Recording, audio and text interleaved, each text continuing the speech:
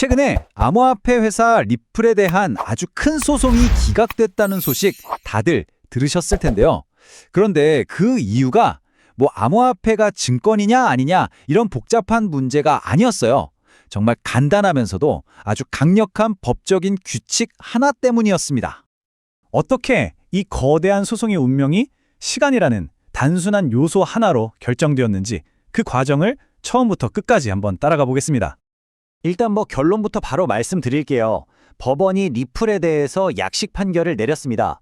이게 뭐냐면 복잡한 재판까지 갈 것도 없이 법리적으로 이미 결론이 났다고 보고 사건을 그냥 끝내버리는 거예요.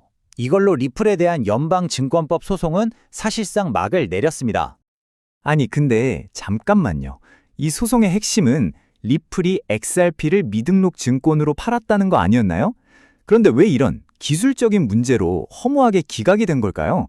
바로 이 질문이 오늘 우리가 풀어볼 핵심적인 법적 퍼즐입니다. 이 퍼즐을 풀기 위한 첫 번째 단서는 바로 시간에 있습니다. 그럼 시간을 거슬러 올라가서 이 사건에 누가 얽혀 있었고 또 결정적인 순간들은 언제였는지 타임라인을 한번 쭉 훑어보겠습니다.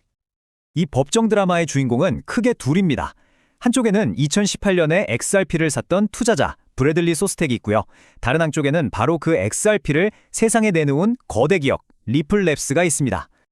여기서 날짜를 잘 보셔야 해요. 리플이 처음으로 대중에게 XRP를 판매한 게 언제죠? 2013년입니다. 그런데 소송이 실제로 제기된 건 2018년 말이에요. 이 시간 차이, 이 간극이 이 사건의 모든 것을 결정짓는 열쇠가 됩니다. 사실 대부분의 사람들은 XRP가 증권이냐 아니냐 여기에만 온통 관심이 쏠려 있었죠. 하지만 법원은 그 복잡한 논쟁에 끼어들지 않았어요. 대신 훨씬 더 근본적인 질문에 집중했습니다. 진짜 싸움은 다른 데서 벌어지고 있었던 거죠. 이 화면이 정말 흥미로운 지점인데요. 원고 측은 계속해서 2017년에 리플이 XRP를 대량으로 판 건 새로운 문제다 라고 주장을 했어요. 하지만 법원의 관심은 완전히 다른 곳에 있었던 겁니다. 법원은 그냥 시계를 보면서 이렇게 물어본 거죠. 저기, 소송 제기하기에 너무 늦은 거 아닌가요? 이제 드디어 이 이야기의 진짜 주인공을 소개할 시간입니다. 사실 많은 분들께는 생소할 수 있지만 이 사건의 판을 완전히 뒤집어버린 아주 강력한 법적인 개념이 있거든요.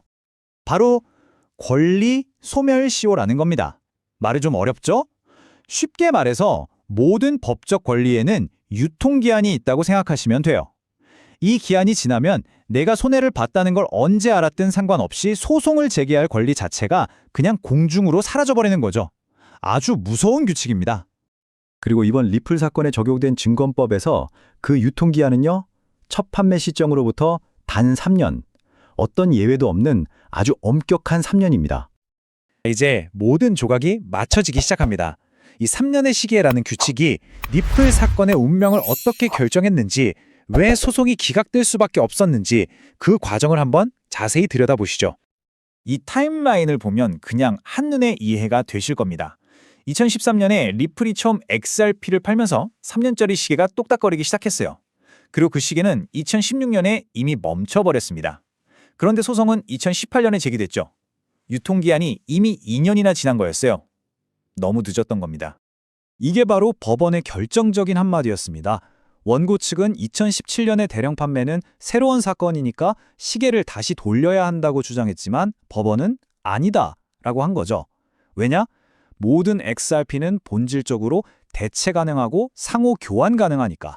즉, 2013년에 나온 XRP나 2017년에 나온 XRP나 그냥 똑같은 물건이라는 뜻입니다. 마치 2013년에 발행된 1,000원짜리 지폐나 2017년에 발행된 1,000원짜리 지폐가 똑같은 가치를 가지는 것처럼요. 물론 원고 측도 가만히 있진 않았습니다. 어떻게든 이 시계를 되돌려보려고 다른 법적인 주장들을 막 펼쳤죠.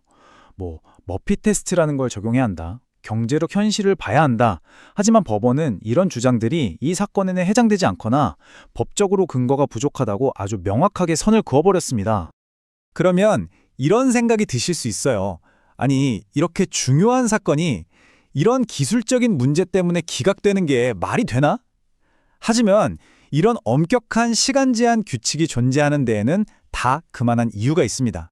이런 엄격한 마감 기한이 없다고 한번 상상해 보세요. 기업들은 수십 년 전에 했던 일 때문에 언제 소송을 당할지 모르는 불안감에 떨어야 할 겁니다. 이 규칙은 바로 그런 불확실성을 없애주는 역할을 합니다. 법적인 책임에도 끝이 있다는 확실성을 줌으로써 시장 전체의 안정성을 불어넣는 거죠. 그래서 마지막으로 이 질문을 한번 던져보고 싶습니다. 전통적인 시장의 안정을 위해 만들어진 오래된 법의 원칙이 지금처럼 정신없이 빠르게 변하는 암호화폐 세계의 투자자들을 보호하는데 과연 최선의 도구일까요? 이 사건은 끝났을지 몰라도 이 근본적인 고민은 이제부터가 진짜 시작입니다. 구독과 좋아요는 영상을 만드는데 큰 힘이 됩니다. 감사합니다.